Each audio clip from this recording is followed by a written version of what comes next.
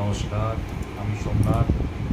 ছোট্ট কিছু জিনিস আপনাদের প্রত্যেকেরই জেনে রাখা উচিত, তার জন্য এই ভিডিওটা বানাচ্ছি। প্রথম হচ্ছে, শনিবার দিন কি করবেন না।